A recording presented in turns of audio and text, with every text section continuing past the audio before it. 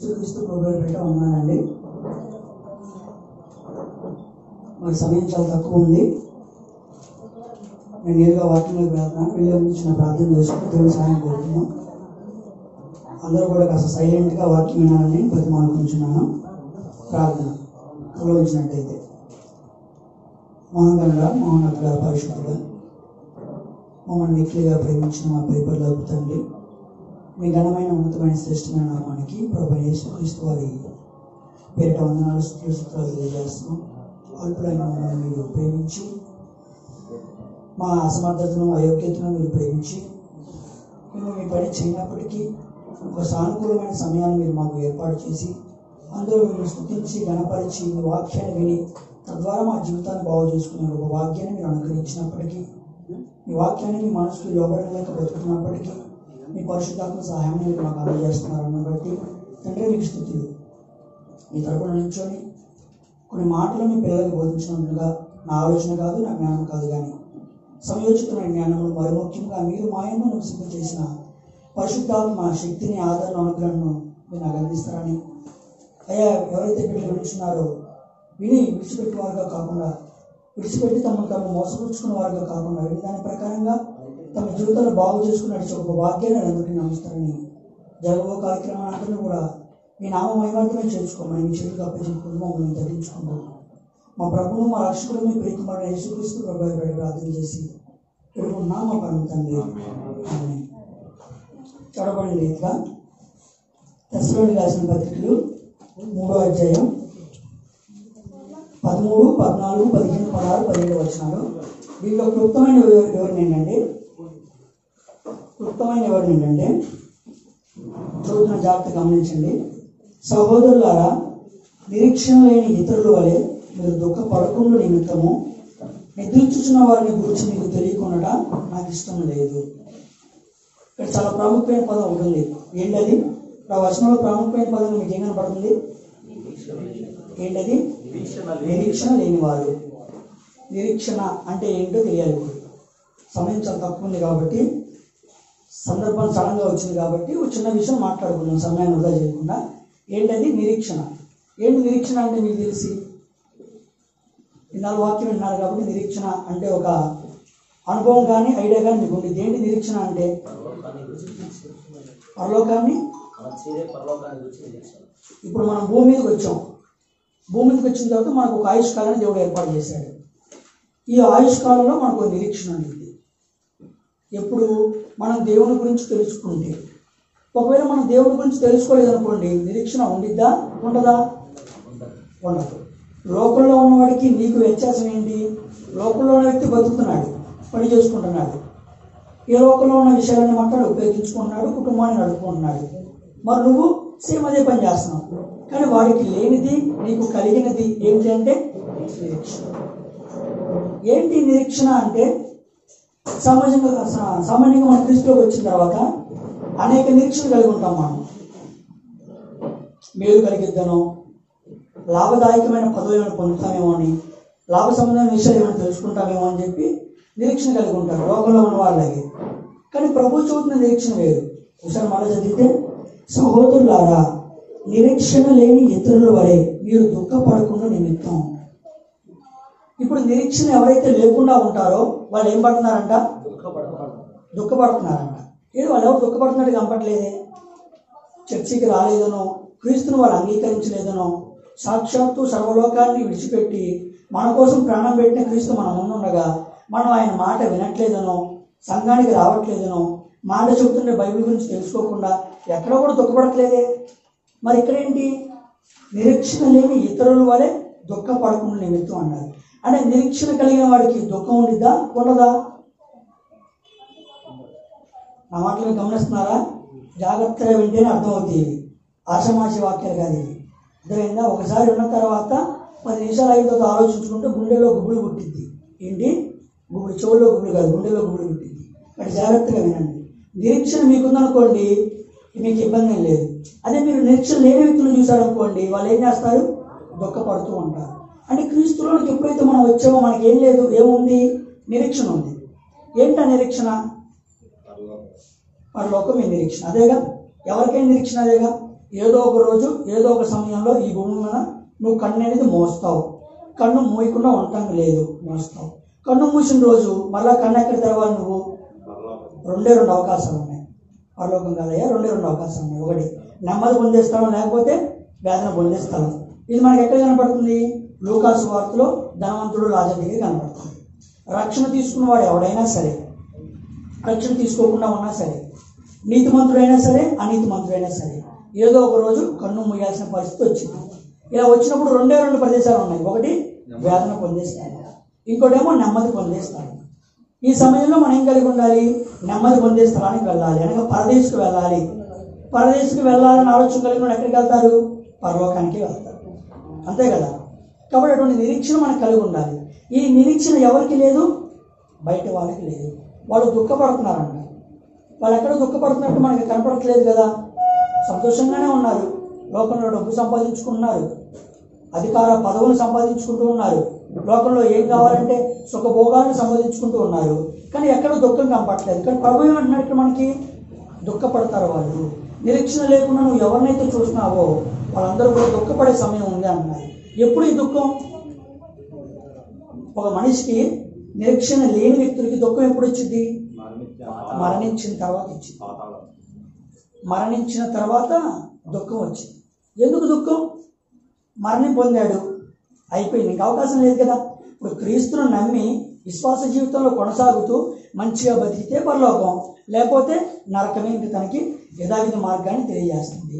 ఇంకెలాగో తెలిసిపోయింది, లోపలికి వెళ్ళిపోయాడు. అయ్యో నిరీక్షణ లేదు కాబట్టి నేను ఇక్కడికి వచ్చాను అనమాట అని బాధపడుతూ ఉంటాడు. అక్కడ బాధపడిన ప్రయోజనం ఉందా? లేదు. శిక్ష తగ్గించడం ఏమైనా ఉండిద్దా? శిక్ష మార్పు చేయడం ఉండిద్దా? మరలా బోధ ఉండిద్దా? ఇలాంటివి ఏమీ ఉండవు. మరి దుఃఖం ఎందుకు? ఇంకా దేని నిమిత్తం దుఃఖపడుతున్నాడు అని మనం బాగా గమనించినట్లయితే తన నిమిత్తమే కాదు, తన లాంటి జీవితాన్ని భూమి మీద చాలా చూశాడు ఆ వ్యక్తి. ఉదాహరణకి నేనున్నాను, నేను నా ఇష్టానుసారంగా జీవిస్తున్నాను. ఎవరు ఎన్ని వాక్యాలు చెప్పినా పట్టించుకోకుండా క్రీస్తు వాక్యం నా దగ్గరికి వస్తున్నా దాన్ని త్రోసివేస్తూ నా ఇష్టానుసారంగా ఒక నిరీక్షణ లేని జీవితాన్ని నేను కొనసాగిస్తున్నా. ఏదో ఒక రోజు నేను మరణించాలి. ఇక్కడ ఎవరైనా మరణించాల్సిందే. ప్రతి మనుషుడు తన ఆయుష్కాలాన్ని ముగించుకొని మరణించాల్సిందే. నేను మరణించాను. నేను ఇష్టానుసారంగా జీవించాను కాబట్టి నాకేముంది? ఏ విధంగా చెప్పొచ్చు? మనం తీర్పు తీర్చట్లేదే కానీ వాక్యాన్ని బట్టి మనం ఏం చెప్పొచ్చు? వేదన పొందే స్థలానికి వెళ్ళడానికి అవకాశం ఉందయ్యా. ఎలాగ నువ్వు చెబుతావంటే ఇదిగో పలానా జీవితాన్ని ఆధారం చేసుకుని ఒక యావరేజ్కి వెళితే ఇదిగో వేదన పొందడానికి వెళ్తే అవకాశం ఉందని మనం చెబుతాం. ఇప్పుడు నేను వేదన పొందే లోపలికి వెళ్ళిపోయాను. నా దుఃఖం దేని నుంచి? నా దుఃఖం దేని గురించి అంటే మన కుటుంబ సభ్యులు ఉన్నారుగా. ఈ విషయం నేను నమ్మలా, నా కుటుంబం కూడా నమ్మలా. నా సహోదరులు ఉన్నారు, సహోదరిమణులు ఉంటారు, తోబుట్టువులు ఉంటారు, నా బంధువులు ఉంటారు, రక్త సంబంధికులు ఉంటారు, సహోదరులు ఉంటారు, ఫ్రెండ్స్ ఉంటారు. కాలేజీలో ఆ పేట ఈ పేట చదివిన ఎంతోమంది పరిచయాలు మనకు ఏర్పడితే ఆ పరిచయాలందరికీ తెలియని విషయం ఏంటంటే ఇదిగో ఈ మార్గాన్ని నమ్ముకోకపోతే నాలాగే ఇక్కడ వేతన పడాలి అని నాకు వెళ్ళిన తర్వాత అర్థమైంది. నేను నమ్మలేదు, అయ్యో నేను ఇక్కడ వేతన పడుతున్నాను, రేపు నా కుటుంబం పరిస్థితి కూడా అదే కదా. వాళ్ళని ఏమాత్రం చెప్పలేను, దుఃఖపడుతూ ఉంటాను.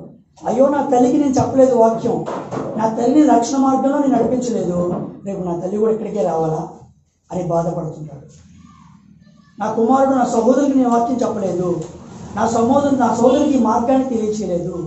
ఇటువంటి నిరీక్షణ ఉందని కూడా ఎవరికి తెలియదు. అయ్యో వాళ్ళకి తెలియచేయలేదే అన్న బాధతో కూడిన దుఃఖం అనేది కలుగుతూ ఉండింది. కాబట్టి ఆ దుఃఖం మరణించిన తర్వాత కలగడం కంటే మరణానికన్నా ముందే కలిగితే ఎంతో ప్రయోజనం. అర్థమైందా? దుఃఖం అనేది మరణం తర్వాత కలిగితే ప్రయోజనం ఏమీ లేదు. అది మరణానికి ముందే కలిగింది అనుకోండి, చాలా ప్రయోజనం ఉండేది. అసలు గొప్ప ప్రయోజనం ఉండేది ఇక్కడే. ఉదాహరణకి ఈరోజే మా తల్లి చనిపోయింది, నరకానికి వెళ్ళిద్ది అనే విషయం నాకు అర్థమైపోయింది అనుకోండి. సాయంత్రానికి ఏదో ఒక వార్త తెలిసింది అనుకోండి, నాలో ఏం పుట్టిద్ది? భయం పుట్టిద్ది. అమ్మో ఇలా ఉంది నా తల్లి, ఇలా మరణిస్తే ఎలాగా అన్న భయం కలిగింది. భయంతో పాటు దుఃఖం కూడా కలిగింది. ఎందుకంటే నేను పరలోకం వెళ్ళడానికి సిద్ధపడుతున్నాను, నా తల్లి ఏమో నరక మార్గానికి దారి వేస్తుంది. నేనేమో ఎడమ చేతి వైపు వెళ్తాను, నా చిన్న తల్లి ఏమో కుడి చేతి వైపు వెళ్తాను. పూర్తిగా భిన్నమైన మార్గాల వైపు మేము వెళ్తున్నాం. ఇది ఎలాగా? రేపటి రోజున ఆమెను బట్టి నన్ను నడబట్టామని లెక్క అడిగే దినం అయితే ఒకటి ఉంది. మీరందరూ కూడా లెక్క అప్ప చెప్పాల్సిన దినం ఒకటి ఉంది. అది భయం పుట్టినప్పుడు మనం ఏం చేస్తాం? తల్లిదండ్రులకి, కుటుంబ సభ్యులకి రక్షణ గురించి బోధిస్తాం. అమ్మ ఇదిగో నిరీక్షణ లేకుండా బతుకుతున్నాం, ఈ నిరీక్షణ లేకుండా బతికితే ఇదిగో నీకు ఇదే మార్గం అని చెప్పి చెబుతాం. కాబట్టి నీ నిరీక్షణ ఎలా ఉండాలంటే మరణం తర్వాత నీకు కలగకూడదు, మరణానికన్నా ముందే కలగాలి. మరణానికన్నా ముందే కలిగితే వ్యక్తిని చూసి ఇంకెన్నాళ్ళని చదువుతాం, చెప్పాము వెళ్ళా ఉదయం మన వల్ల అయినంతవరకు అయింది అన్న మాట మనం అనటానికి ధైర్యిస్తాం, సాధించి చెప్పేస్తాం. ఒకవాట మనమే చెప్తున్నాం అనుకోండి, ఇవన్నీ నేను చెప్పలేదంటారా? నా కుటుంబంలో ఎన్నోసార్లు చెప్పాను, నేను ఇవన్నీ ప్రయత్నించలేదంటారా? ఈ మార్గాలన్నింటినీ నేను ప్రయత్నించాను, ఈ మార్గంలో దేని ద్వారా కూడా మనకి ఫలితం రాలేదు, కాబట్టి ఇంక నేను మార్గంలోకి వెళ్ళటం నేను సైలెంట్గా ఉన్నాను. కానీ ప్రభు అలా ఊరుకున్నాడా అంటే లేదు. 33.5 సంవత్సరాలు ఆఖరి శ్వాస విడిచే వరకు ఒక్కరినైనా ఆత్మను రక్షిద్దామని ఆలోచనతో ఉన్నప్పుడేగా పక్కనున్న దొంగ రక్షింపబడ్డాడు. అంతే కదా.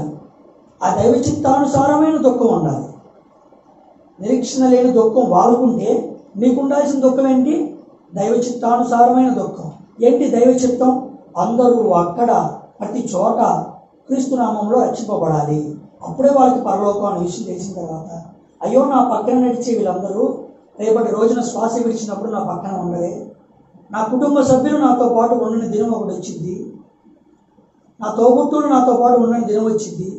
అయ్యో నా తోబుట్టువుల్లో, నా రక్షణ, నా పేటలో కానీ నా సంబంధంలో కానీ ఎంతమందికి ఈ వాక్యం తెలియలేదన్న బాధ మీ హృదయంలో ఎప్పుడైనా మిమ్మల్ని కవిలించి వేసింది అనుకోండి, అప్పుడు మీకు ఏమున్నట్టు? దైవ చిత్తానుసారమైన దుఃఖం ఉన్నట్టు. మీకు ఆ దుఃఖం కలగట్లేదు ఏందిరా బాబు అని మీరు అనుకుంటే, మీ మనసును మీరు పరిశీలన చేసుకుంటే లోపలికి వెళ్ళి లేదు, నిరీక్షణ లేనట్టే. ఒకవేళ నిరీక్షణ ఉందనుకోండి, మీరు అలా ఆలోచించరు. ఎక్కడ సమయం దొరికిద్దా, ఎవరికి ఎక్కడ వాక్యం చూద్దామా, ఏ సందర్భంలో ఒక మాట వేద్దామా, రేపటి రోజున ఏంటిరా నీ పక్కన తిరిగేవాడికి నువ్వు వాక్యం చెప్పలేదు అన్న ప్రశ్న దేవుడు అడుగుతాడేమో అన్న భయం మీలో కలిగి, సమయం దొరికింది కదా ఒక మాట పడేద్దాం, సమయం దొరికింది కదా క్రీస్తుని పరిచయం చేద్దాం, సమయం దొరికింది కదా సంఘానికి ఆహ్వానిద్దాం, సమయం దొరికింది కదా యూట్యూబ్లో ఒక ప్రాముఖ్యమైన వీడియోని వాళ్ళకి సెండ్ చేద్దాం. పెద్ద వీడియోలు కాదు, వాక్యానికి సంబంధించిన వీడియో. ఇలాంటివి ఎప్పుడైతే వాళ్ళు పరిచయం చేస్తున్నామో మార్గాలు వేస్తాం. మన సహోదరులు మేము మాట్లాడుకున్నప్పుడు ఒక సందర్భం వచ్చింది. ఒక స్త్రీ వంట చేస్తూ దేవుని సువార్త బోధించిందంట. ఆ వీడియో నేను చూడంగానే నేను షాక్ అయిపోయాను. అంటే బోధించడానికి ఇలాంటి మైకు, ఇలాంటి పోడియం, బైబుల్, ఇలాంటి వైట్ షర్టు ప్యాంట్ చేసుకొని ఇలా నుంచుంటేనే బోధించక్కర్లేదు, వంట చేస్తూ బోధించవచ్చు, కాలువ తవ్వుతూ బోధించవచ్చు, మురుగులో నీరు తీస్తూ కూడా బోధించవచ్చని నాకు అప్పుడు అర్థమైనప్పుడు నేను చేసే బోధే కాదు, ఇదో మీ అందరికీ కనపడాలని చేస్తున్నానేమో, కానీ బోధ వల్ల ప్రయోజనం లేదు. అంతే, ప్రయోజనం లేదు. ఇక్కడ చేస్తేనే బోధంటారా? ఇక్కడ చేస్తేనే బోధంటారా? కాదు, ఇప్పటికీ కాదు, ఎప్పటికీ ఎన్నటికీ కాదు. సో తను చేసిన విధానాన్ని 2 మాటలు నాకు సహోదరులు చెప్పినప్పుడు వాడు నాకు ఈ ఆలోచన ఎందుకు రాలేదనిపించింది. దాన్ని వేరే విధంగా నేను ఉపయోగించాను అనుకోండి. వంట చేస్తూ ఒక పాత్రను తీసుకుందంట, పాత్రను తీసుకుని ఆ పాత్ర మొత్తాన్ని క్లీన్ చేసిందంట, పాత్ర చూపించిందంట, చూసారా గిన్నె ఎలా ఉందని అడిగిందంట. గిన్నె తెల్లగా ఉందండి, సొట్ల పడింది, మరిచింది, ఇది కాదు మీరు చెప్పాల్సింది, గిన్నె కడగబడి ఉంది అన్నది. చూసారా, ఒక గిన్నె ఎలా కడగబడిందో మీ జీవితాలు కూడా కడగబడాలి. మనం లోకంలోకి వచ్చినప్పుడు ఇహలోకమైన విషయాలతో, ఆలోచనలతో, స్వభావాలతో మన మనసు కల్మషం అయిపోయింది. కల్మషం అయిపోయిన మనసుతో దేవుని దగ్గరికి వెళ్ళగలమా అంటే వెళ్ళలేము. ఎందుకంటే దేవుడు పరిశుద్ధుడు. పాత్ర నీట్గా కడిగి భూమి మీదకి పంపించాడు. మరలా పాత్ర ఎలా రావాలి? కడిగి నీటబడిందిగా రావాలి, కడగబడిందిగా రావాలి, పరిశుభ్రంగా పరిశుద్ధతగా దేవుని దగ్గరికి రావాలి. మచ్చ, మరక, డాగు, వంపులు ఇలాంటి కళంకమైన ఏది లేకుండా ఉండాలి. మరి ఉండాలంటే కడుక్కోవాలి. ఒక పాత్ర కడుక్కున్నట్టు మీ జీవితాన్ని కడుక్కోండి. అలా ఏదో ఒక కూరగాయలను చూపించడం, ఇది ఒక కూరగాయ చూసారే అంత ఫ్రెష్గా ఉండు, మీరు కూడా జీవితంలో ఇలాంటి స్వచ్ఛగా బతకాలి అనే విషయాన్ని చూపిస్తున్నాను. అనగా నాకు భలే సంతోషం ఇచ్చిన మాట చెప్పండి. అవన్నీ చివరితో చెబుతూ మాట పడేసిందంట. ఇదిగో మీరు ఇలా ఉండాలనుకుంటే యేసుప్రభుని నమ్ముకోండి, వంట అయిపోయింది అన్నాను. ఇప్పుడు మీకు ఏమైంది? వంట అయిందా? ప్రభు సువార్త అయిందా? దైవ చిత్తానుసారమైన దుఃఖం ఉన్నప్పుడు సందర్భాలు అవసరం లేదు, బోధలు, ప్రాంతాలు, సభలు అవసరం లేదు. గిన్నింటే చాలు సువార్త బోధించవచ్చని ఒక పాఠంగా మనం నిలిచిపోయింది. అది నేను విన్నాను, చూపించిన సమం కాదు అని చెప్పి మాట్లాడుతున్నాను. అప్పుడు నా మనసులో అనిపించింది, ఈ వాక్యం గుర్తుకు వచ్చింది, అందుకు ఇది పంచుకుందాం అని చెప్పి సడన్గా ఈ వాక్యం నేను తీపించాను. కారణం అది. కాబట్టి దైవ చిత్తానుసారమైన దుఃఖం ఉంటే ఇలా చేస్తారా పని అని అనిపించింది. అప్పుడు నన్ను నేను ప్రశ్నించుకున్నాను, మరి నేనేం చేస్తున్నాను? నాకు చాలా సందర్భాలు వచ్చినాయి. చాలామంది గుంపు నా ముందు కూర్చున్న అవకాశంలో ఉన్న ఉద్యోగంలో నేను ఉన్నాను. మరి గుంపు నేను ఏదో సమయంలో ఏం చేయాలి? నా మాటలు బోధిస్తూ వాళ్ళకి కావాల్సినవి బోధిస్తూ ఇప్పుడు చేయాలి, మధ్యలో క్రీస్తుని పరిచయం చేస్తూ ఉన్నారు. అలా మీరు కూడా అంతే. సందర్భం దొరికినప్పుడల్లా క్రీస్తుని తీసుకురండి. అనవసరమైన విషయాలు తేవద్దు, ప్రయోజనం లేదు. ఎందుకు? బాగున్నావా అనే విషయాలు కనుక్కోండి, బాగోగులు కనుక్కోండి. దానికి మించి బాగా ఉండమని సలహా చెప్పండి. దానికి మించి ఎలా ఉన్నావు, ఇలా ఉంటే బాగుంటావు అన్న సలహాలు వద్దు. అనవసరం, ప్రయోజనం లేని మాటలు మాట్లాడుతుంది ఎందుకు? అర్థమైందా? ఒక మాట మాట్లాడితే ఎదుటి వాడి జీవితంలో తను క్షేమాభివృద్ధిగా ఎదగటానికి ఎలా ఉపయోగపడింది?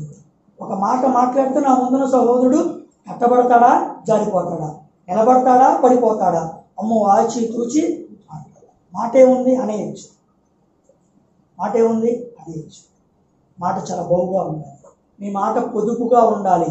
నీ మాట అవునంటే అవును, కాదంటే కాదు. ఒక పని నీకు అప్పచెప్పినప్పుడు, పని చేస్తానని ఒప్పుకున్నప్పుడు 100కి 100% ప్రపంచాలు తలకిందైనా నువ్వు ఆ పని చేయాలి. ఇది లోకానుసారమైన పని కాదు, దేవుడి పని. దేవుడి పని మనకు ఒకరు అప్పచెప్పారు, బాధ్యతతో మన మీద నమ్మకంతో పని అప్పచెప్పారు. దేవుడి పని ఇది. నవ్వుకోవటం, ఆచితూచి మాట్లాడుకోవడం కాదు, దేవుడి పని. ఒక నాకు అప్పచెప్పారు, పలానా సమయానికి నేను ఇది చేయాలి, ఈ సమయంలో చేయాలంటే నేను ఎలా ప్రిపేర్ అవ్వాలి అని ముందే సమయాన్ని చూసుకోవాలి, సమయాన్ని సద్వినియోగం చేసుకోవాలి. లోకంలో వాడి వల్లే కాదుగా నువ్వు. లోకంలో అనేకులు సమయాన్ని ఏం చేసుకుంటారు? దుర్వినియోగం చేసుకుంటారు. మరి మన వాక్యం తప్పైపోతుంది కదా. ఒక వాగ్దానం నేను చేశాను, వాగ్దానం మీద నిలబడాలి. ఈ మాట అవునంటే చేస్తావా, చేయను, చేస్తావా, చేయను, చేస్తావా, చేయనంటే మాట జాగ్రత్తగా ఉండాలి. దైవ చిత్తానుసారమైన దుఃఖం కలిగిన వ్యక్తులు మాట మీద చాలా జాగ్రత్తగా ఉంటారు. మాట పొదుపుగా నమ్మకంగా కొనసాగుతూ ఉంటారు. అది అందరిలోనే జరుగుతుంది, పెద్ద విషయం కాదు. పడిపోవటం, గెలుపుకోవటం, లేకపోవటం. క్రీస్తులో వచ్చిన వ్యక్తి ప్రతి ఒక్కరు నేర్చుకోవాల్సిన విషయం ఇదే. ఒకసారి మాట మళ్ళీ చదవండి. నిరీక్షణ లేని ఇతరుల వలె మీరు దుఃఖపడకుండా నిమిత్తము నిద్రించుచున్న వారిని గురించి మీకు తెలియకుండా మాకు ఇష్టం లేదు. నిద్రించుచున్న వారిని గురించి మీకు తెలియకుండా మాకు ఇష్టం లేదని పౌలు గారు మాట్లాడుతున్నారు అన్నమాట. అంటే అనేకులు నిద్రించారంట. ఎక్కడ? ఇప్పుడు నిద్రించిన వారంటే పౌలు గారి దృష్టిలో ఎవరు? ఇప్పుడు ఆ సమయంలో ఎవరో ఇంట్లో నిద్రపోతున్నారండి. అప్పుడు పౌలు గారు ఆ ఇంట్లో నిద్రపోతున్నారు గురించి చెప్పారు. అదే నా వాక్యం. అది మరి ఏంటి? నిద్రించిపోతున్నారంటే ఏంటి అర్థం? ఎవరు? మరణించిన వారు. బైబిల్లో మరణానికి ఇంకో పేరుంటే చెప్పమంటారా? నిద్ర. మనం బయట చచ్చాడు, చచ్చింది, మరణించాడు, మరణించింది అన్న పదాలు వాడతారు. కానీ ప్రభువు ఏ మాట వాడారు తెలుసా? నిద్రించుచున్నాడు. మరణం అనేది నిద్ర అంట. మరణం అనేది ఏంటి? నిద్ర. నిద్ర అంతకాలం ఉందిగా, కొంతకాలం ఉండిద్దా? కొంతకాలం ఉంది. ఏదో ఒక రోజు నువ్వు ఏం చేయాలి? నిద్ర లేవాలి. ఏదో రోజు మరణించిన నువ్వు పునరుద్ధానుడై నిద్ర లేవాలన్నమాట. అటువంటి మరణం గురించి తెలియజేస్తున్నాడు. ఇదే మాట మనకి యోహాను సువార్త అద్భుతంగా ఉంది. చూడండి, మాట ఒక విషయం చూపిస్తుంది. 11వ అధ్యాయం 11వ వచనం తీయండి. ఆయన ఈ మాటలు చెప్పిన తర్వాత మన స్నేహితుడైన లాజరు నిద్రించుచున్నాడు, అతన్ని మేలు కొలుప వెళ్ళుచున్నానని. మేలు కొలపడం అంటే నిద్ర లేపడం. చాలా మంది వచ్చారు.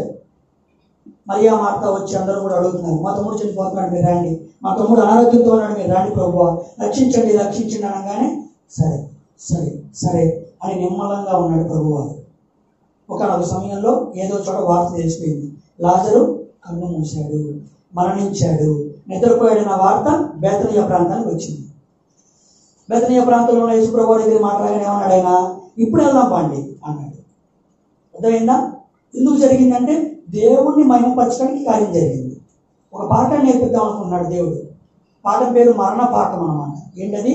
మరణాన్ని కూర్చిన పాఠం. రండి ఇప్పుడు వెళ్దాం అన్నాడు. వెళ్ళి పండి లాజరు నిద్రపోయాడంట. ఆయన నిద్రలేపుదాం పండి అన్నాడు. ఏమంటే అందరూ అదేంటి ప్రభువా, ఆయన మరణించాడని చెప్పి వాళ్ళ సహోదరులు చెప్పారు, సహోదరీమణులు చెప్పారు కదా, మీరేంటి నిద్ర అంటారంటే అది నిద్ర మాత్రమే. అప్పుడు సహోదరులకు అర్థం కాల, శిష్యులకు అర్థం కాల. క్రమేపీ వాక్య ఎదుగుదలలో పరిశుద్ధాత్మ సహవాసంతో వాళ్ళకి ఆ విషయాలు అర్థమైంది. అంటే మరణించిన వాడు ఏమవుతున్నాడు? నిద్రపోతున్నాడు. ఏ దృష్టిలో? క్రైస్తవ సమాజం దృష్టిలో. బయట వ్యక్తులు అలా కాదు. మరణం అంటే భయపడుతుంటారు, చావు అంటే భయపడుతుంటారు. మా బయట అంటే మరణం అంటే అంతే. మరణం గురించి 2 మాటలు మాడామనుకో, ఊరుకో, పొద్దున్నే నోరుందా లేదా, శుభమా అని చెప్పి మనం మాట్లాడుకోవడం కూడుకుంటే మరణం గురించి మాట్లాడతావు ఏంటి అంటారు. ఏదైనా ఫంక్షన్కి వెళ్ళి మరణిస్తే ఎలాగా అని చెప్పామనుకో, సిగ్గుందా నీకు, సందర్భానుసారమైన మాటే అంటావా, ఇది ఇక్కడ మాట్లాడకూడదు అంటారు. మరణాన్ని భయంకరంగా ఒక అదేంటి శుభసూచికగా కాకుండా అశుభ సూచికగా భావిస్తూ ఉంటారు. ఇది లోకం చేసే పని. కానీ ప్రభువు అన్నాడు, ఇది శుభాతి శుభమైన సూచిక అన్నమాట. మరణించకుండా ఎవరైనా ప్రభు దగ్గరికి వెళ్తారా? నాకు చాలా సందర్భాల్లో అవన్న విషయం ఏంటంటే, ఆదాము దగ్గర మాట్లాడుతూ ఒక మాట అంటారు, నిశ్చయముగా ఈరోజు నీవు మరణించదవు. అర్థమైందా? నువ్వు కష్టపడతావు, నీ చెమటెల్లి నేలకి తగిలిద్ది అని అంటాడు. చూశాడా? అపవాదం ఆదాము దేవుడు ఏం చేశాడు? మరణానికి ఇచ్చేశాడు. మరణం అవుతావు అన్నాడు. అదే ఆదాము తప్పు చేయకుండా, లేకపోతే అవ్వ చేసిన తప్పు ఆదాము చేయకుండా ఉంటే మరణం పొందేవాళ్ళు కాదుగా అంటాడు. మరణం పొందకపోతే జీవితాంతం ఈడే ఉంటాడా? ఆదాము పుట్టింది ఎందుకు? దేవుని పని చేయడానికి. ఆదాము మళ్ళా ఎవరి దగ్గరికి రావాలి? ఆ మరణమే పెట్టకపోతే దేవుడి దగ్గరికి వచ్చేవాడా లేదా? ఇప్పుడు మరణం పెట్టింది మంచిగా చెడుగా? ఎందుకు? మంచిది. మరణము మంచిది. కాస్త ఇబ్బందిగా ఉన్న వినడానికి మరణం మంచికే. పరుక్కుంటుండండి, బాగుండేది. ఇప్పుడు చేస్తానని కోరుకుంటున్నాండి నేను కాదు. అర్థమైందా? కాబట్టి మరణం మంచిదే. ఆదాముకి ఏర్పాటు చేయకపోతే భూమి మీద ఎంతకాలం బతుకుతావు? ఎన్ని ఆలోచించినా, ఎంత వయసు ఉన్నా, ఎంతకాలం బ్రతికినా ఏదో ఒక రోజు నీ శరీర అవయవాలు నీకు సహకరించవు, కుటుంబ సభ్యులు నీకు సహకరించడు. ఎన్నాళ్ళు ఇలాగే బతుకుతూ ఉంటావు. ఎక్కడి నుంచి వచ్చామో మళ్ళీ అక్కడికి వెళ్ళవలసిన సత్యం తెలియదా మనకి? ఎంత సత్యం ఇది! మరణం అనేది మార్గం, మరణం అనేది క్రీస్తు దగ్గరికి వెళ్ళడానికి మార్గం అన్న సత్యాన్ని ఈరోజు గ్రహించలేకపోతుంది. అటు సమాజం గ్రహించలేకపోతుంది అనుకుంటే ఒక అర్థం పడతాం. ఇటు క్రైస్తవ్యం కూడా గ్రహించలేకపోతుంది, నమ్మలేకపోతుంది ఈ విషయాన్ని. ఎవరైనా మీరంతా ఇప్పుడు పుట్టిన తర్వాత, ఇన్ని సంవత్సరాలు మీకు గడిచిన తర్వాత, సూర్యుడు ఉన్నాడు మీకు తెలుసా నేను అడిగాను, మీరేం చెబుతారు? సూర్యుడు ఉన్నాడని మీకు తెలుసా అని మీరేం చెబుతారు? ఉన్నాడయ్యా, మేము ఎప్పటి నుంచో వస్తున్నాం, అదేంటి అంటారు. చంద్రుడు ఉన్నాడని మీకు తెలుసామా నేను అడిగాను అనుకోండి, అదేం కదా అంటావు. ప్రతిరోజు సాయంత్రం కూడా ఆయన ఇచ్చే వెన్నెలలోనే మేము ఉంటున్నాంగా. నక్షత్రాలు ఉన్నాయా అంటే చూస్తున్నాం. పగటి కూడా చూస్తున్నారు, రాత్రి కూడా చూస్తున్నారు. నక్షత్రాన్ని రాత్రి కూడా చూస్తున్నాం. పగటి కూడా ఉన్నాయా, వెళ్ళిపోతాయా? ఉంటాయి, నీకంటే కంపట్లా. అర్థమైందా? కాబట్టి ఇవన్నీ కూడా ఏంటి? జీవిత సత్యాలు. అదే సూర్యుని నేను చూడలేదు, ఇంతవరకు నాకు ఆయన కనపడలేదు, నేను ఎప్పుడు దీర్ఘంగా పరీక్షించలేదు, ఎక్కడో ఉన్నాడంట, ఎక్కడ గమనించి నేను ఎక్కడో పట్టలేదు, ఏదో వెలుతురు పడుతుంది గ్రహించాను తప్ప నా తల ఎత్తి పైకి ఎప్పుడు సూర్యుని చూడలేదు అని అన్నాం అనుకో, అది నీ అవివేకమా, సూర్యుడు అవివేకమా? నీ అవివేకం అది. సూర్యుడు ఉన్నాడన్న విషయం నీకు తెలుసు, కానీ గమనించలేదు. నాకు తెలియదన్న దూరంలోకి వెళ్ళిపోతున్నాం. చంద్రుడు ఉన్నాడనే విషయం తెలుసు, నీకు అర్థం కావట్లేదు. నక్షత్రాలు ఉన్నాయనే విషయం తెలుసు, నీకు అర్థం కాదు. అటు మాదిరిగానే అవి ఎంత సత్యమో అదే విధముగా నీ మరణము రావటం కూడా సత్యమే. మరణం వచ్చిందని నాకు తెలియదయ్యా, తెలియకపోతే తెలుసుకోవాలి. మీ జీవిత సత్యం. మరణాన్ని గురించి మీ పిల్లలకి మీరు బోధించాలి. మరణాన్ని గురించి సంఘంలో మాట్లాడుకోవాలి. మరణం అనేది వాస్తవం అని, మరణం అనేది మార్గం అని. కన్ను మూసిన తర్వాత మరొక ప్రాంతానికి నువ్వు బయలుదేరి వెళ్ళాలనే విషయాన్ని ఇప్పుడు కాకపోతే మరలా ఎప్పుడు చూద్దాం. ఈ సందర్భాన్ని కాకపోతే ఏ సందర్భాన్ని చూద్దాం. బావిలో కప్పవలే ఆ మాటలే చెప్పుకుంటూ సరైన పరిపూర్ణమైన విశ్వాసంలోనికి కుటుంబాన్ని నడిపించుకోలేకుండా, ఇంకా ఇటువంటి విషయాల్లో అర్థమయ్యే మాటలు మాట్లాడకుండా వాళ్ళు ఇంకా పక్కన పెడుతూ ఉన్నారు అనుకోండి, ఏమో మరణము ఎప్పుడు ఎక్కడ సంభవించిద్దో. మన దైవజనులు మనకు చూపించినట్టు అబ్బాయి ఎవరో కాలువలో పడి మరణము ఎప్పుడు మింగుదమా అని చూస్తుంది. మరణానికి మీరు ఎదురెళ్ళాలి. క్రైస్తవుడు అంటే అదే. ఉదయం లేచిన కాడి నుంచి బండి వేసుకుని బయటకు వెళ్తున్నప్పుడు, నడుచుకుంటూ బయటకు వెళ్తున్నప్పుడు మరణం ఏదో ఒక రోజు ఏదో ఒక సమయంలో నీకు పరిచయం అయింది. ఆ మరణాన్ని నువ్వు ఎదుర్కోవడానికి వెళ్ళాలి. ఎదుర్కొనే లోపు నీ బతుకు జీవితం ఎలా ఉంది? ఎదుర్కొనే లోపు ఆ రోజు ఎవరైనా తిట్టావా? నీ నోటితో కాచుకోవాలి. ఎదుర్కొనే లోపు ఏదైనా దుష్టమాటలు మాట్లాడుకుంటూ వచ్చావా? కాచుకోవాలి. ఎప్పుడు జరిగిద్దో తెలియదు. ఏదో ఈరోజు తిట్టావు ఒకరిని, ఇంత మాట్లాడేదే ఉంది, రెండో రోజు అయితే ఆడి నా దగ్గరికి వస్తాడని చెప్పావు, రెండో రోజు ఆడి దగ్గర రావడం లేదు, నువ్వు దేవుడి దగ్గరికి వెళ్తే వాడే తిరిగి వస్తాడు నా దగ్గరికి, వాడే లోపడతాడు నా దగ్గరికి. చనిపోయిన వ్యక్తులు మీ దగ్గరికి రావాలని చాలా మంది కోరుకుంటూ ఉంటారు. మీ తల్లులో తండ్రులో తోబుట్టులో ఎంతోమంది మిమ్మల్ని మరణించి దాటి వెళ్ళిపోయారు. మిమ్మల్ని వారు పెంచిన ప్రేమాను రాగాలు మీరందరూ పొందుకున్నారు. ఇప్పుడు నా తండ్రి ఉన్నాడు, నా తండ్రి నన్ను పెంచి నన్ను బాగా చూశాడు. అయ్యో నా తండ్రి మరలా తిరిగి వచ్చింది, నాకు ఎంత బాగుండేది అని నీకు అనిపిదా? అనిపించింది. కానీ సత్యం ఏంటి? ఆయన రాడు, ఆయన దగ్గరికి నువ్వు వెళ్ళాలన్నమాట. మరణించిన వాడు తిరిగి రాడు, మరణించిన వాడి దగ్గరికే మనం వెళ్ళాలన్నమాట. కాబట్టి మరణం అనేది మనకొక మార్గం. దేవుడు ఇచ్చిన మనకొక మంచి ఆశీర్వాదం. చెప్పుకోండి, మరణం ఒక ఆశీర్వాదం. ఇంటికి పెట్టుకోండి కావాలండి. మరణం ఆశీర్వాదమా అని చెప్పి టైటిల్ అడిగారు పోయిన సభలో. మరణం ఆశీర్వాదమే. దేవుని చేరుకోవడానికి ఒక ఆశీర్వాదం. లేకపోతే ఇన్నాళ్ళు భూమి మీద బతుకుతూ ఉంటాం, ఎన్నాళ్ళం బతుకుతూ. అరే భూమి మీద దాని కృత్యాలు మొత్తం ఏదో ఒక రోజున లయపరచబడతాయి కదా, నాశనం అయిపోతాయి కదా, ఇంకెన్నాళ్ళు నీ బతుకుతుంది. దేవుని వాక్యం తెలిసిన తర్వాత కూడా దైవ చిత్తానుసారమైన దుఃఖం కలగట్లేదా? జాగ్రత్త. నిరీక్షణ లేని వాళ్ళు దుఃఖపడుతున్నారు. కాబట్టి మీ కుటుంబంలో ఇంకా క్రీస్తుల నిరీక్షణ చాలా మందికి లేదు. నా కుటుంబంలో కూడా లేదు. వాక్యం మొదట నాకు, తర్వాత మీకు. నన్ను కలుపుకుంటూనే ఈ మాటలు మాట్లాడుతున్నాను. ఎత్తి పొడటానికో మీలో ఉన్న తప్పులను చూపించడానికో కాదు. దేవుడి బాధని, దేవుడి మనస్సులోని ఆలోచనని ఒక 10 నిమిషాలు పంచుకునే సమయం వచ్చింది కాబట్టి బాధను వ్యక్తపరుస్తున్నాను. అది కాదు దేవుడిని. అర్థమైందా? కాబట్టి మనలో చాలా మందికి లేదు ఆ విషయం. నిరీక్షణ లేని ఇతరుల వలె నిరీక్షణ లేని ఇతరులు దుఃఖపడతారంట. నాకైతే ఎక్కడో దుఃఖం కనపట్లేదు, కానీ వాళ్ళు దుఃఖపడే సమయాన్ని నేను జ్ఞాపకం చేసుకుంటున్నాను. మరణించిన తర్వాత వెళ్ళకూడని ప్రాంతానికి వెళ్ళినప్పుడు గుండెలో కొట్టుకుంటూ ఎవడో నాకు చెప్పలేదే, ఎన్నోసార్లు ఒక 10 సార్లు చెప్పుంటే వినేవాడినేమో, 5 సార్లు చెప్పి వదిలేశారే ఈ సహోదరులు అని వాడు బాధపడతారు. చెప్పుంటే బాగుండిద్దే, క్రీస్తులో మనతో పాటు ఉండి పరలోకానికి వచ్చే అవకాశం ఉండేది అని దైవచిత్తానుసారమైన నీకు దుఃఖం అన్నది. వారికి ఎలాగో దుఃఖం లేదు, కనీసం నువ్వైన దుఃఖాన్ని కలిగి ఉండు, బాధను కలిగి ఉండు. ప్రభువారిని బాధను కలిగే ఉన్నారు. లాజరుకి చెప్పిన మాటలు చూడండి, నిద్రించుచున్నాడంట. కాబట్టి మరణం అనేది ఒక నిద్ర. బైబిల్లో మరణం అనేది ఆఫ్టర్ ఆల్ అండి. ఏంటది? After all. కేవలం 2 రూపాయలే అంటారు. కేవలం అనే పదాన్ని ఎందుకు వాడారు? బాగుందని వాడారా? ఎందుకు వాడారు మరి? తెలీదా? సమాధానం చెప్పాలనుకోవట్లేదు నాకు. ఇప్పుడైనా వస్తువు కొనడానికి వెళ్ళారనుకోండి, కేవలం 3 రూపాయలు అంటారు. దాని ఉద్దేశం ఏంటి? చవకకి తక్కువ దొరుకుతుంది అని అర్థం. అంతేనా? ఇప్పుడు అలాంటి పదం బైబిల్ ఎక్కడ వరకు చెప్పమంటారా? శరీరము కేవలం నిష్ప్రయోజనము, ఆత్మయే జీవింపచేయుచున్నది. ఇంత గొప్ప శరీరాన్ని దేవుడు ఇచ్చాడు నువ్వు అంటున్నావే, అది ఆఫ్టర్ ఆల్ జస్ట్ అంటున్నాడు దేవుడు. వానికి రానిదిరా ఆ శరీరం అంటున్నాడు. నీ శరీరం నీకే నచ్చదు అంటున్నాడు. ఏదో రోజున విడిచిపెట్టాలంటున్నాడు. కుదిరితే ఎవరు పట్టుకోకుండా మూసేస్తారు కూడా దాన్ని. కరోనా సమయంలో జరగల. కాబట్టి కేవలం ఆఫ్టర్ ఆల్ నీ శరీరం, దాన్ని ఆధారం చేసుకుంటున్నావా? ఈ శరీరం నాకుంది, నేను ఏమైనా చేయగలనుకున్నావా? కుల మత వర్ణ వర్గ భేదాలు లేకుండా ప్రభువు జీవిస్తే అటువంటి భేదాలని నువ్వు శరీరం ద్వారా ఎందుకు చూపిస్తున్నావు? సరే బయట చూపించావు అనుకోండి, సంఘంలో విభేదాలు,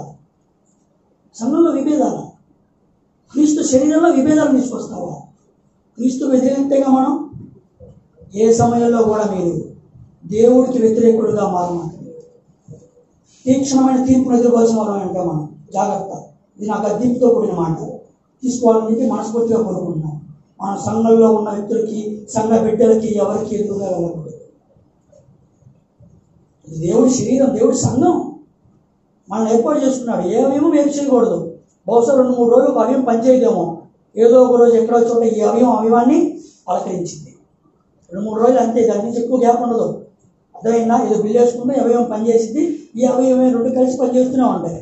బహుశా అయితే ఒక వారం ఎంతో ఉండాలి, కానీ అది జీవితకాలం వరకు ఇంకో అవయవం మరొక అవయంతో సంబంధం లేకుండా ఉండకూడదు.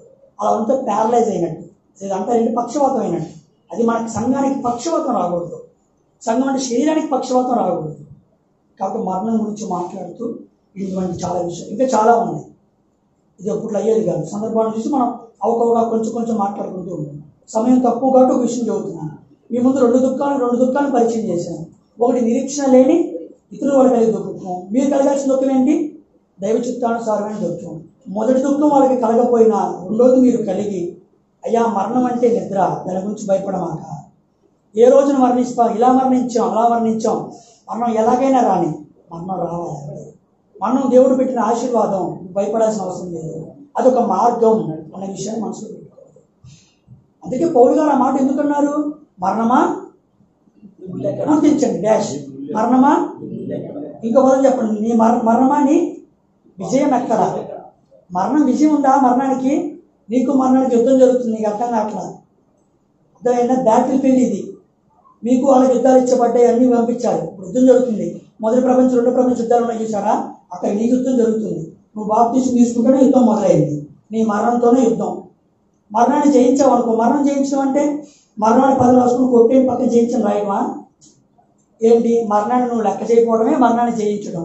నువ్వు మరణాన్ని లెక్క చేయలేదు అనుకో, అపవాది నీ దేంతో భయపెడతాడు? ఇంకా ఏం చంపుతావా? చంపు అన్నం నువ్వేమైనా చేయగలవా? అప్పుడు మనం లోక సంబంధంగా పదం వాడతావా? ఏంటి?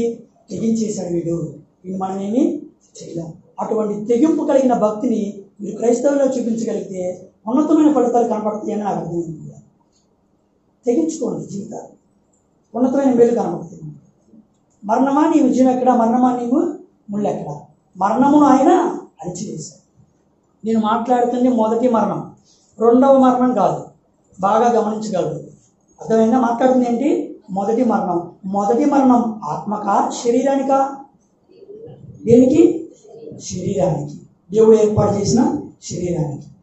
కాబట్టి రెండు దుఃఖాలను మీ మనసులో పెట్టుకొని, ఇంకా ఎవరికైనా అటువంటి దుఃఖం మీ మనసులో కలగబోతుంటే కలిగే విధంగా దృఢమైన సంకల్పాన్ని కలిగి ఉండండి. దేవుడు తప్పకుండా మార్గాన్ని ఏర్పాటు చేస్తాడు. ఎవరికొకరికి వాక్యం చెప్పి సంఘంలోకి తీసుకొచ్చిన వారం అయితే బలలో చేతులు వేస్తున్న మనం పరిపూర్ణమైన అర్హులుగా యోగ్యులుగా మారే అవకాశం ఉంది. ఈ మాటలన్నింటిని కూడా మీరు విడిచిపెట్టకుండా మీ హృదయంలో భద్రపరుచుకొని పరిశీలన చేసుకోండి. ఆ మాటలు ముగిస్తున్నాను. ప్రార్థన చేసుకున్నాను. మహానరుడా, మహోన్నతుడా, పరిశుద్ధుడా, నిత్యుడగు తండ్రి, మీ ఘనమైన ఉన్నతమైన నామానికి వందనాలు. లోకంలో అనేకులు సమయాన్ని దుర్వినియోగపరుచుకున్న ఈ రీతిలో మీ పేరు పట్టుబడి, మీ చేత పిలువబడి, మీ ప్రియ కుమారుని చేత రక్షింపబడి మరలా మీ యొద్దకు రావాలి అనే ప్రత్యేక జనంగా మీరు ఏర్పాటు చేసుకున్న మేమైతే ఈ సమయాన్ని దుర్వినియోగపరచకుండా సద్వినియోగపరుచుకుంటూ మీ పిల్లలకి బైబిల్లోని అనేకమైన మాటల గురించి తెలియజేయడం జరిగింది. ఈరోజు మరణం అంటే భయపడుతున్న ఈ జనాంగానికి, మరణం అంటే ఒక అశుభ సూచనగా భావిస్తున్న ఈ జనాంగానికి, మరణం అంటే మార్గం అని, అది దేవుడు ఏర్పాటు చేసిన ఒక మంచి కార్యం అని బైబిల్లో అనేకమైన విషయాలు మేము పరిశీలించే ఒక భాగ్యాన్ని పరిశుద్ధాత్మ సహాయం ద్వారా మీరు మాకు అందించారు. తండ్రి, అందుని బట్టి మీకు వందనాలు. జరగబోతున్న కార్యక్రమాన్ని మీరు జ్ఞాపకం చేసుకోండి. ఏ కార్యక్రమాలు అయితే ముందు జరగబోతున్నాయో వాటన్నింటినీ కూడా క్రమముగా మర్యాదగా మీ నామ మహిమాత్మే జరిగించుకోమని వెతబడిన వాక్యాన్ని మీరు జ్ఞాపకం చేసుకోండి. ఇంకా సహోదరులు ఎవరైతే సంఘానికి రాకుండా తమ గృహాల్లో ఉన్నారో త్వరితముగా సంఘానికి తోడుకొని రమ్మని, జరగబోతున్న కార్యం మొత్తాన్ని కూడా మీ చేతులకు అప్పగించుకుంటూ మమ్మల్ని తగ్గించుకుంటూ మా ప్రభువు, మా రక్షకుడు, మా అందరికీ ప్రభు అయిన యేసుక్రీస్తు ప్రభు అయిన ప్రార్థన చేసి పెట్టుకున్నాం మా పరమ తండ్రి. ఆమేన్. మరి అవకాశం ఇచ్చిన అధ్యక్షుల వారికి, దైవజనుల గారికి నా ఉదయపూర్వకంగా ఉన్నాను.